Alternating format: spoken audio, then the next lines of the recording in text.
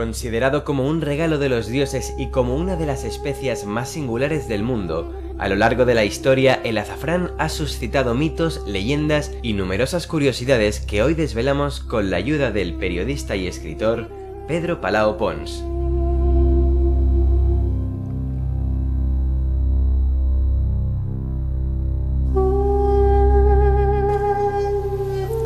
¿Qué les parece si les hablo a todos ustedes no solamente de historia social, historia contemporánea, historia política, la propia historia que nos han legado los vencedores siempre, aquella que nos enseñaron en el colegio, en el instituto, en la universidad, etcétera, sino les hablo de aquella otra historia que tenga que ver con diferentes alimentos, ¿verdad?, que han ido pasando por diferentes culturas y civilizaciones. A lo mejor degustamos de algún que otro condimento en nuestras cocinas y no sabemos qué historia hay detrás de aquel condimento que todavía hoy perdura después de miles de años.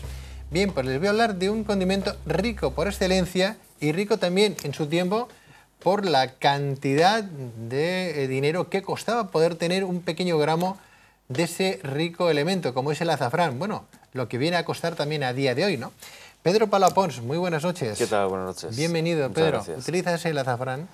Utilizo el azafrán, intento que sea el original, sabes que hay el sucedáneo, y la verdad es que tú tienes razón, es el elemento, uno de los elementos de la naturaleza más caro del mundo a lo largo de la historia. Está justificado, ya que, para que nos hagamos una idea, por cada 100.000 flores de azafrán obtenemos más o menos unos 5 kilos de estigmas de azafrán.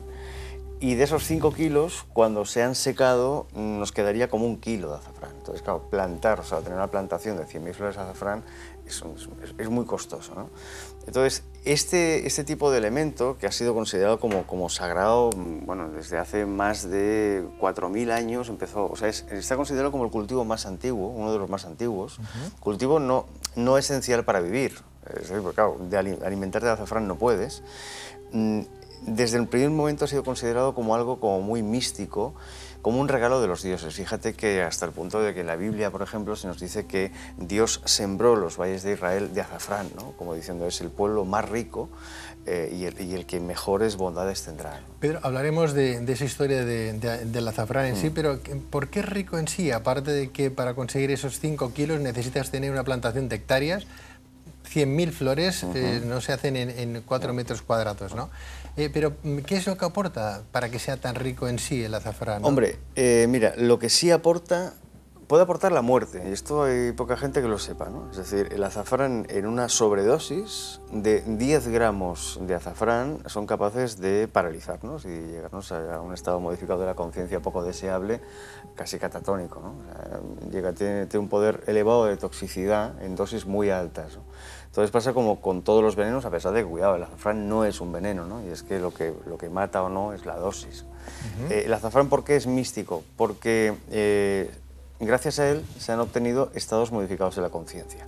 Hoy sabemos que son estados modificados de la conciencia, pero en otras épocas pues eran los dioses que se manifestaban o los dioses que decían algo en torno a esa planta o a quien ingería esa planta, ¿no? Fíjate que, por ejemplo, en el mundo árabe se dice que los jinns, los genios de la suerte, sabemos que en el mundo árabe tenemos los jinns buenos y los malos, en este caso los buenos, los de la buena suerte, la tradición dice que fabricaron el azafrán para dar buena suerte a las personas que lo comían y que solamente podían comerlo aquellos que eran elegidos, ¿no? Claro, es cierto, porque comer azafrán o tener azafrán implicaba tener muchísimo dinero, ¿no?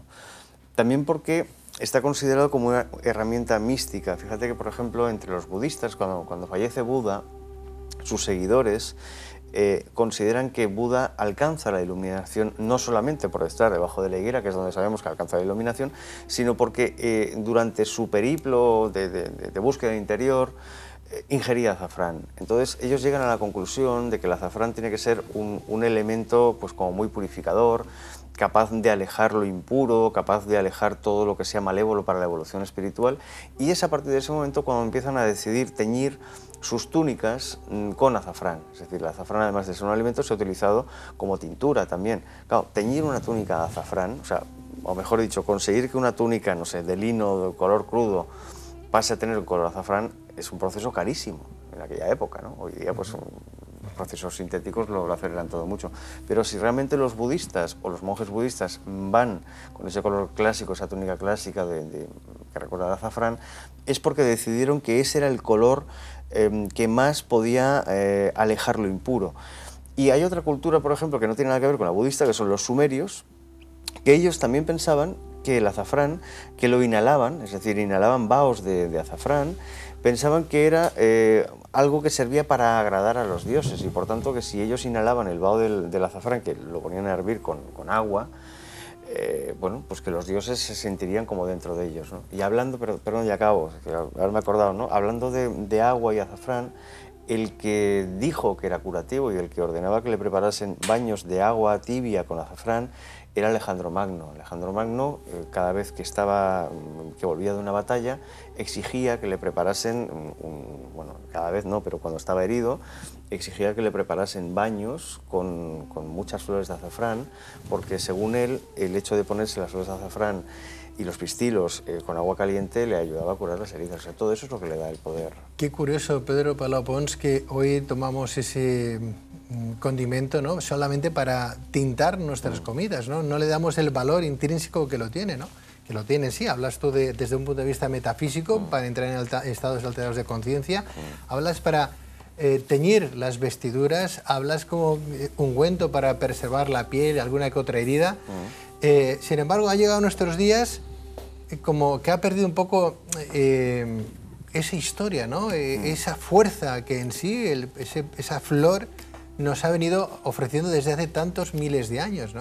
Sí, la verdad es que hoy, bueno, porque me imagino que claro, el valor esencial ha desaparecido de otro tipo de farmacología, ¿no? Fíjate, por ejemplo, que los egipcios recurrían al azafrán, lo mezclaban con grasa de buey, también para, bueno, hacían una especie de pomada, le ponían mirra también, porque ellos pensaban que cuando había una hemorragia interna, el azafrán era capaz de diluir la sangre interior, que para ellos era una sangre pues putrefacta, una sangre que reflejaba la enfermedad, y sacarla del cuerpo, ¿no?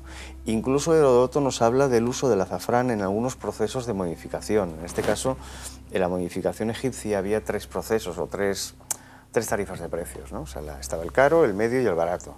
Entonces, en el proceso caro, el que estaba reservado a los grandes mandatarios y que realmente tenía toda una serie de procesos de desecación del cadáver, de drenajes, etcétera, etcétera, uno de los remedios de purificación del cadáver era recurrir al azafrán, es decir, preparar esas cremas para que el cuerpo las absorbiera y drenase.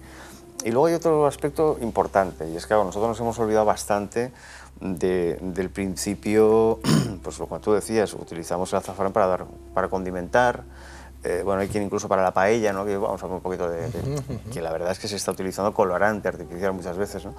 Pero también tiene una propiedad importante a nivel curativo. Por ejemplo, Hipócrates, incluso Galeno, decían que el azafrán era muy bueno, sobre todo ellos recomendaban el azafrán, Hipócrates concretamente recomendaba el azafrán de Babilonia, porque decía que era el mejor del mundo, ¿no? Actualmente el azafrán lo tenemos en Turquía, lo tenemos en Marruecos, en España, hablando el otro día con Jesús Ávila, que tiene un libro de azafrán, ¿no? Decía, no, el mejor está en España. Bueno, el azafrán, es igual de donde lo tengas, ¿no? Entiendo que las condiciones ambientales pueden mejorar.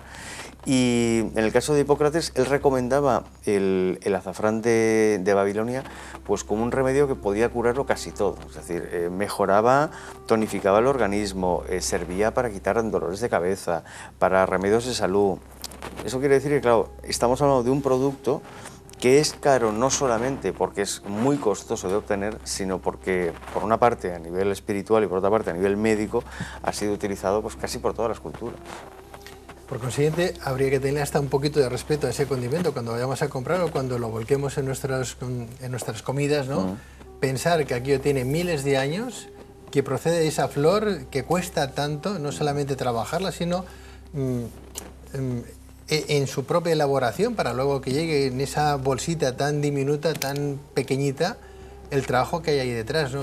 La cantidad de flores que nos estamos ingiriendo, y sobre todo que desde griegos, desde la propia ruta de la seda, donde se llevaba ese azafrán como un rico como un rico tesoro, hoy lo podemos degustar como tal cosa, como el que abre la nevera y se coge un refresco, ¿no? Sí, la verdad, y es que fíjate que cuando hablamos de rico tesoro, no solamente porque sea caro, sino porque hay muchas leyendas, ¿no? Hay una leyenda que es muy... Hablabas de la ruta de la seda, hay una leyenda muy interesante que explicaban, antiguamente, cuando Turquía no existía, se hablaba del reino de Cilicia. Cilicia era un lugar casi encantado, existió evidentemente, y lo podíamos situar en la actual pues, zona de lo que es Turquía, Armenia, ¿no? Ahí se decía que solamente los viajeros que realmente estuvieran preparados, que tuvieran un espíritu puro, podrían encontrar el lugar donde crecía de forma sobrenatural o de forma mágica el azafrán, ¿no? Claro, el azafrán pues crecía donde crecía, ¿no? Pero bueno, fíjate, hasta este punto hay esas leyendas que nos dicen que incluso ese azafrán de Cilicia tenía el don de dar casi la inmortalidad. Y yo creo que fue, claro, la ruta de la seda, la tradición egipcia, etcétera, lo que hizo, y la carestía del azafrán, lo que hizo que en definitiva fuera atribuido a una planta de grandes honores.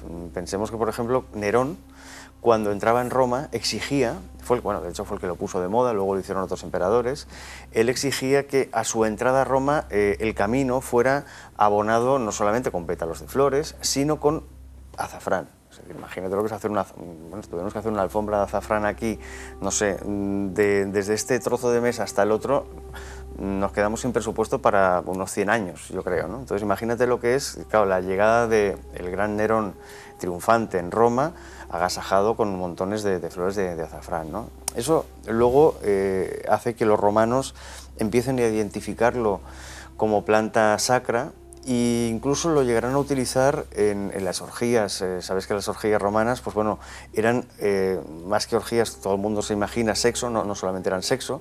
Las orgías o los encuentros orgiásticos en honor a Baco, había sexo y había muchas más cosas, ¿no? Y lo que hacían era tomar vino con azafrán, e incluso se preparaban coronas con laurel y con flores de azafrán. Es decir, hasta ese punto se le ha llegado a rendir tributo a esta especie. Bueno, pues vamos a intentar ser esos buscadores, ¿no, Pedro Palapons, en conocer lo que hoy tomamos, de dónde viene, de dónde proviene, al menos para darle un poquito ese matiz o esa riqueza que, al menos, o ese respeto que se han merecido durante tantos siglos, ¿no? Sí, lo que pasa es que me viene al pelo que digas lo de buscadores, ¿no? Porque siempre hablamos de la búsqueda, que está muy bien, lo de la búsqueda fuera, ¿no? Es decir, conocer la historia del azafrán, o el otro día que hablábamos, pues no sé si era no sé de qué producto hablábamos, de la cerveza o de la leche de burra, etcétera, ¿no?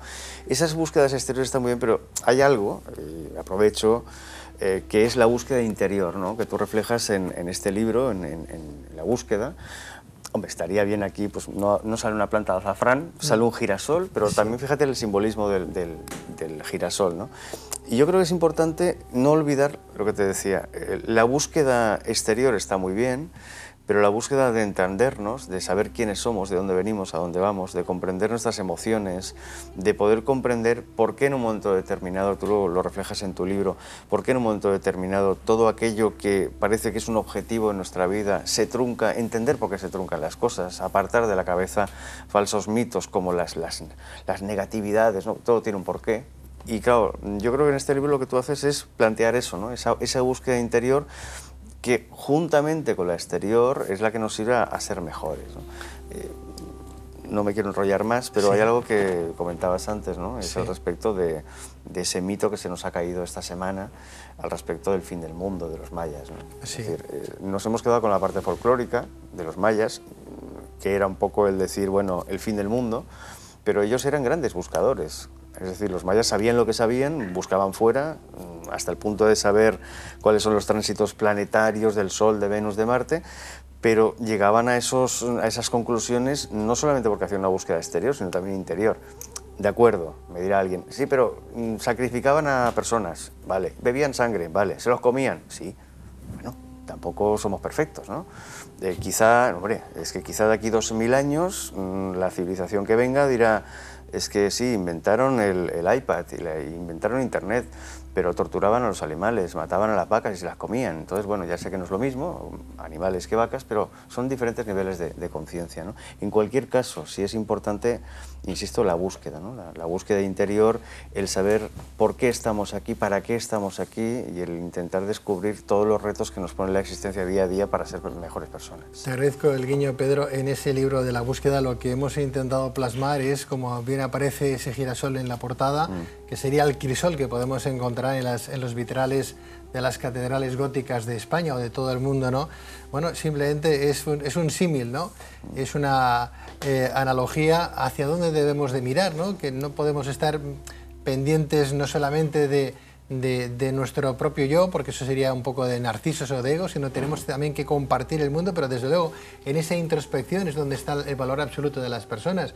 Bueno, pues hay que mirar también a ese sol interior, como el girasol busca y va rotando sobre su tallo, ¿verdad? ¿Dónde está el sol para adquirir todos los rayos de ese astro rey y su energía y su calor? De alguna manera, en este libro de la búsqueda venimos a hablar un poquito de todas esas emociones o sentimientos como el dolor, ¿no? El cambio, esos procesos de transformación que estamos viviendo día tras día. La búsqueda es como se titula el libro y hay un girasol en portada. Pero es que además has puesto, perdona Pedro, un girasol, que es curiosa la simbología, ¿no? De hecho, vivimos de símbolos, efectivamente, ¿no? Claro, no es una flor que está volando en el aire, sino que está muy bien asentada en el suelo, ¿no? Es decir, la tierra, la materia, el suelo representaría un poco la consistencia de los elementos, representaría el no perder el horizonte, ¿no? O sea, tú puedes buscar lo que tú quieras, interna o externamente, pero siempre con los pies en el suelo, sabiendo dónde estás, ¿no? Y luego está, me parece muy interesante, no sé si nuestro amigo Emilio con la cámara puede acercar un poquito a la cubierta, para que viéramos un poco este girasol, que es como si tuviera dos brazos abiertos, ¿no? O sea, un poco, esto me recuerda mucho es como una analogía a la figura del danzante de Erwiche, ¿no? O sea, con los dos brazos abiertos, en este caso uno hacia arriba, otro hacia abajo, el girasol los tiene hacia arriba, para recibir la energía de la tierra, o sea, de la conciencia, de lo que es tangible, y también recibir la conciencia de lo intangible, del cielo, ¿no? O sea, para combinar en esa búsqueda lo que sería la parte espiritual y la parte material. Creo que es un simbolismo, un guiño que habéis hecho aquí en la portada muy, muy interesante. Bien, pues muchas gracias, Pedro Palau, por ese guiño. De nuevo, insisto, ¿te ha gustado el libro? ¿Te lo has leído? Sí. ¿Has tenido la oportunidad? Sí. La verdad es que hace ya unos días que lo terminé y me parece muy interesante. Pues te lo agradezco mucho porque yo tengo que... No hablas de azafrán dentro, pero bueno. No hablo de azafrán, pero en cualquier caso, lo que sí tengo que, ya hablando de guiños, ¿no? Pedro Palau Pons no solamente es asesor de este programa, sino que además es un perfecto conocedor de la historia, de todos esos mitos y leyendas que venimos abordando en este programa, ¿no? Y ahora me van a permitir nuestros telespectadores que también lance un pequeño guiño o un gran guiño a nuestro asesor de este programa, como es Pedro Palau Pons, porque si ustedes ponen Pedro Palau Pons en cualquier buscador, aparecerá una referencia importantísima de su bibliografía, una bibliografía extensísima que habla también de esas profecías mayas. Él ha sido también muy crítico con aquellos agoreros que decían que el fin del mundo llegará el 21 de diciembre del 2012. Yo quiero acordarme, Pedro, que gracias a tu trabajo, tanto en Apophis como en el libro que hablas también de los mayas, quiénes eran los mayas, etcétera, también vienes a desmitificar un poquito que ese calendario, bueno, era un calendario que podía existir y que existía, pero que hablaba de transformaciones internas de su pueblo, de su propio pueblo, ¿no? No de que el mundo se acabaría. Me quiero acordar de aquellas sectas, ¿no? En Estados Unidos que decían, el mundo se acaba, vamos a suicidarnos, ¿no? Si el mundo estuviera de otra manera a día de hoy, o dentro de esa postura convulsa que algunas organizaciones están viviendo también, algún líder sectario con el tema de las profecías mayas podría llevarse al mundo, al menos a sus acólitos, y él a lo mejor quedarse vivo con todo el legado de ellos, porque les habría dicho, me lo tenéis que delegar a mí, que yo seré el último en partir, ¿verdad? Sí.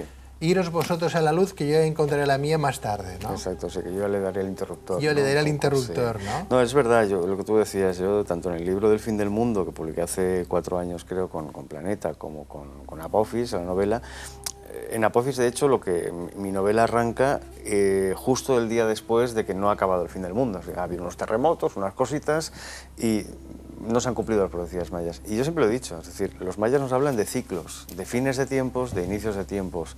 El final del primer, del segundo, del tercer, del cuarto sol no son el fin de un mundo, sino quizá de un tipo de mundo.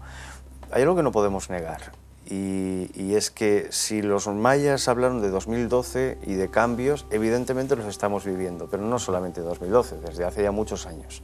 Ahora aparecerán nuevas fechas, es decir, van a aparecer nuevas fechas a partir de que esta fecha de 2012, cuando veamos que el día 22 de diciembre estamos aquí, que seguimos pagando las hipotecas mes a mes y que nuestros banqueros nos dicen, hijo mío, lo de las profecías no ha colado, se inventarán otra fecha. Pero es curioso porque este mes de mayo, en el que estamos, se especuló que el día 11 de mayo habría un gran terremoto que prácticamente acabaría, arrasaría lo que es la península itálica, supuestamente profetizado. Que el día 20 de mayo en una confluencia planetaria también habría otras grandes convulsiones sobre la Tierra y que eso sería el catacrac que acabaría con el fin del mundo, y evidentemente aquí estamos, ¿no? Es un poco con lo que hablábamos, no recuerdo qué fecha era, que estuvimos hablando del día, creo que fue el 11 del 2011, ¿te acuerdas que hablábamos aquí? Sí. Que evidentemente aquí estábamos tan frescos, ¿no? Entonces, yo creo que es importante que erradiquemos un poco estos miedos. Es evidente que los mayas sabían muchas más cosas que aún no hemos descubierto, pero el fin del mundo será cuando toque. Lo que pasa es que el fin del mundo es cada día se está acabando un tipo de mundo y están haciendo otro. Al menos en este planeta Tierra, mientras que tengamos sol, y para eso tenemos... Un ratito, sí. Un rato, ¿no? Sí. Estamos en el ecuador de ese cenit, ¿no? Pues aún tenemos muchos siglos, millones de siglos por delante, por consiguiente que nadie se rasgue las vestiduras. En cualquier caso, hablando de estos agoreros, también habría que recordar a esos futurólogos que lo adivinan todo a carro pasado, ¿no? Claro. Se caen las torres. Yo ya dije en su día, y nunca lo dijeron, ¿no? Yo ya dije que pasaría esto, y nunca pasó, pero si algo pasó, dicen, yo ya dije, ya prevé que pasaría aquello, ¿no? Pero claro, lo están diciendo ahora, ¿qué ha pasado, no? Claro.